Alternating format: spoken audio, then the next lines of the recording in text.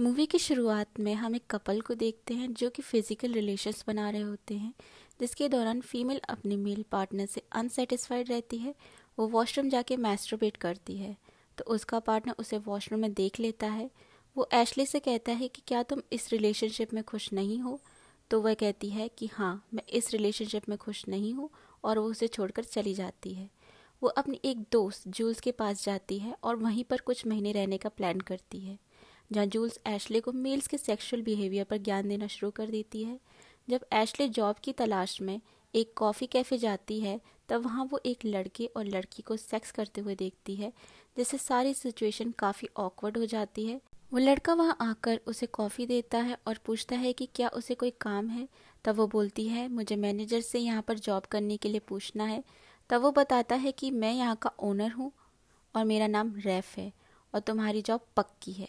जब एशली घर वापस आती है तो वो उसी लड़की को वहाँ देखती है जिसे उसने रैफ के साथ कैफ़े में रिलेशंस बनाते हुए देखा था। उस लड़की का नाम डायलन होता है। वो उसे कैफ़े में हुए सीन को लेकर चढ़ाने लगती है। डायलन एशली से कहती है कि तुम भी हमारे साथ स्विमिंग पूल पर चिल कर सकती हो। तब एशली कहती है कि मैंने स्विमिंग सूट नहीं पहना है। तो डायलन कहती है कि तुमने ब्रा और पैंटी पहनी है, वही तुम्हारा स्विमिंग सूट है।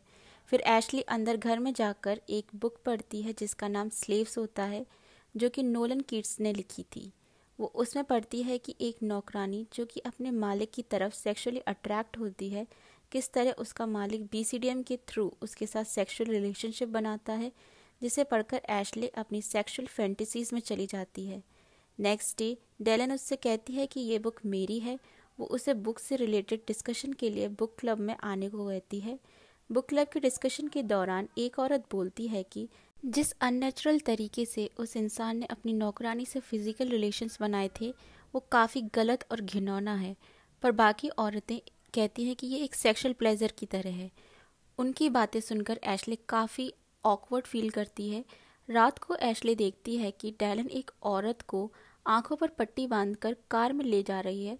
एशले इस बारे में जूल्स को कॉल करके बताती है, पर क्योंकि जूल्स फ़ोन पर किसी से रोमांस कर रही थी तो वो इस बात पर कुछ खास अटेंशन न देते हुए एशले से कहती है कि डेलन ऐसी ही अजीब है। एशले रैफ को बुलाती है। बातों के दौरान रैफ कहता है कि जैसा कि मैंने तुम्हें बताया था कि डेलन अजीब और पागल है। बातें करते करते वो दोनों एक दूसरे के साथ इंटीमेट हो जाते हैं। नेक्स्ट डे जब रैफ एशले से बात करने की कोशिश करता है तो एशले पिछली रात की वजह से काफ़ी अजीब बिहेव करती है। जूल्स अपने बर्थडे पर एक पार्टी देती है जिसमें काफ़ी लोग आते हैं। डेलन एक आदमी एलियट के लिए लड़कियों का इंतज़ाम करती थी ताकि वो अपनी सेक्सुअल डिज़ायर्स उन औरतों के साथ पूरी कर सके। डेलन उसे एक लड़की से मिलाती है, पर एलियट उस लड़की में इंटरेस्ट ना लेते हुए एशले की तरफ अट्रैक्ट होता है। पार्टी में जूल्स एशले को अपने बॉस और उसकी बीवी स्कारलेट से मिलाती है। स्कारलेट एशले से कहती है कि तुम्हारी फिगर मॉडलिंग के लिए परफेक्ट है और तुम्हें न्यूड फोटोशूट कराना चाहिए। पर एशली मना करते हुए कहती है कि मैं इन सब में इंटरेस्टेड नहीं हूँ। रैफ जब एशली से बात करने के लिए उसके पीछे पीछे जाता है, तब एलियट भी उन दोनों का पीछा करता है। वहाँ रैफ एशली से बात करने की कोशिश करता है, पर एशली उसे अवॉइड करती है और तभी एलियट वहाँ पहुँचकर कहता है, दूर रहो इस लड़की से, और मैं जब तक नहीं जाने वाला जब तक तुम नहीं जाते। रैफ वहाँ से चला जाता है। एशली अपने रूम में चली जाती है, जहाँ एलियट आकर पूछता है कि तुम ठीक हो। एशली कहती है कि हाँ। वो उससे बात करते हुए वही बुक स्लेव्स को हाथ में लेकर पूछता है कि तुम्हारा फेवरेट कैरेक्टर कौन सा है। तब एशली एलियट से पूछती है कि क्या तुमने भी ये बुक पढ़ी है, जहाँ एलियट एशली से कहता है कि मैं ही इस बुक का राइटर हूँ। नोलन कीट्स मेरा बुक नेम है। एशली को उसकी बात पर भरोसा नहीं होता, तो वो नोलन कीट्स के ऑफिस का नंबर डायल करके उसे देता है, जिससे एशली को उस पर ट्रस्ट हो जाता है। वहीं दूसरी ओर जूल्स अपने बॉस की बीवी स्कारलेट के साथ रिलेशनशिप में है और उसके साथ वो इंटीमेट होती है, जो कि थोड़ा शॉकिंग होता है। नेक्स्ट डे एलियट एशली को उसकी न्यू बुक ओन की एक कॉपी भेजता है, जिसे वो अकेले में पढ़ने को बोलता है। एलियट चाहता था कि एशली उसे अपने मुंह से वो स्टोरी पढ़कर सुनाए, और एशली ऐसा ही करती है, जिससे वो दोनों सेक्सुअली एक्साइट हो जाते हैं। एशली और एलियट रिलेशनशिप में आ जाते हैं, जिसमें एलियट उसे डोमिनेट करता है। वो उसको डिफरेंट टास्क देता है जो कि एशली को कंप्लीट करने होते हैं। वो एक मेल के थ्रू एशली को उसका पहला टास्क देता है, जिसमें उसे अपनी ब्रा के बिना सिर्फ टॉप में कॉफ़ी कैफ़े जाना होता है। वहाँ एक लड़का सिर्फ एशली को विदाउट ब्रा देखने के लिए बार बार कॉफ़ी के बहाने आता है। तो रेफ गुस्सा करते हुए एशली को बोलता है कि वो सिर्फ तुम्हें देखने के लिए बार बार काउंटर पर आ रहा है, क्योंकि वो लड़का अपनी सारी कॉफ़ी एक प्लांट में डाल रहा होता है। एक दिन एशली स्कारलेट का न्यूड फोटोशूट का ऑफ़र एक्सेप्ट करते हुए उसके लिए मॉडलिंग करती है।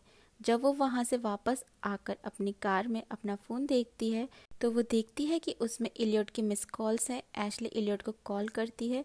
इलियट उससे कहता है कि तुम मुझे कभी ऐसे इग्नोर नहीं कर सकती हो।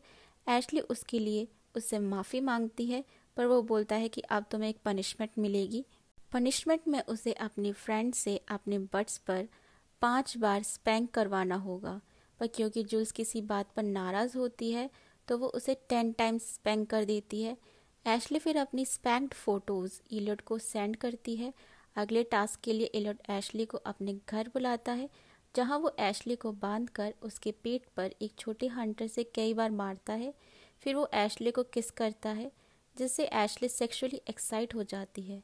पर तभी एलियट कहता है कि उस काम को करने में क्या एंजॉयमेंट जिसके लिए तुम ऑलरेडी रेडी हो।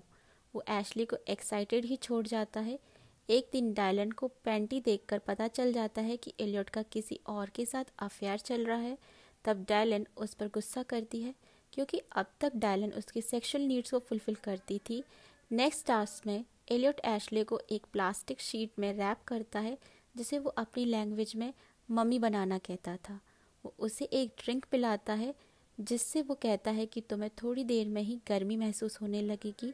डायलन को एशले के रूम में से नोलन कीट्स के नाम से आया हुआ एक एनवलप मिलता है, जिससे वो समझ जाती है कि एलियट का अफेयर किसी और से नहीं बल्कि एशली से चल रहा है।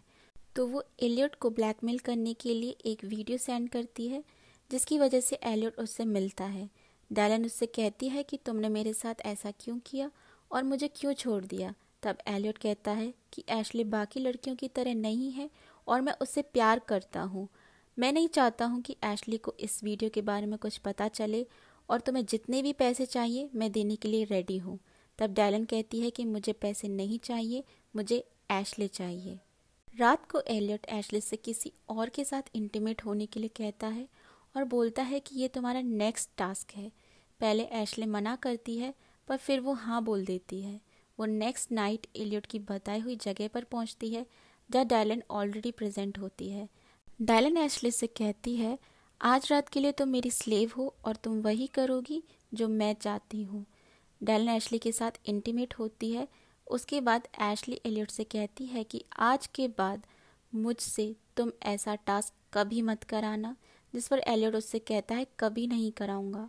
नेक्स्ट डे डायलन अपना सामान पैक कर रही होती है तो एशली वहाँ पहुँचती है। डायलन एशले को वो वीडियो भी दिखा देती है, जिसमें एलियट डायलन से बोल रहा होता है वो नोलन कीट्स का नाम सिर्फ लड़कियों के साथ रिलेशंस बनाने के लिए करता है, जिसे सुनते ही एशले रोने लगती है, क्योंकि अब उसे पता चल चुका है कि एलियट ने उससे झूठ बोलकर सिर्फ उसका फ़ायदा उठाया है। डायलन एशले को बताती है कि एलियट एक्चुअली में नोलन कीट्स का बुक एडिटर है। डायलन घर छोड़कर चली जाती है। डायलन एलियट को एक वॉइस मेल के थ्रू बता देती है कि उसने वो वीडियो एशले को दिखा दिया है और अब उसे सब कुछ सच पता है, जिसे सुनते ही एलियट एशले के पास जाता है। पर एशले उससे कहती है कि तुम मुझसे पहले दिन से झूठ बोल रहे हो और मेरा तुमसे अब कोई रिश्ता नहीं है, और वो उसे थप्पड़ मारकर घर में चली जाती है, जहाँ वो काफ़ी ज़ोर ज़ोर से रोने लगती है। और इसी के साथ मूवी ख़त्म हो जाती है। अगर आपको ये एक्सप्लेनेशन पसंद आई हो तो like, share and subscribe to my channel, and thanks for watching the video.